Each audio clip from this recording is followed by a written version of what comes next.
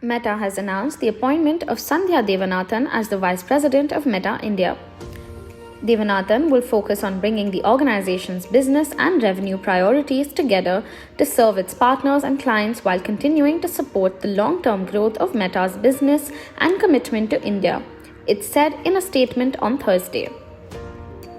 Meta on Thursday said as part of her role, Devanathan will spearhead the company's India Charter and strengthen the strategic relationships with the country's leading brands, creators, advertisers, and partners to drive Meta's revenue growth in key channels in India.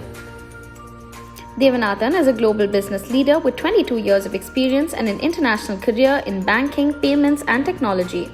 She joined Meta in 2016 and helped build out the Singapore and Vietnam businesses and teams as well as Meta's e-commerce initiatives in Southeast Asia.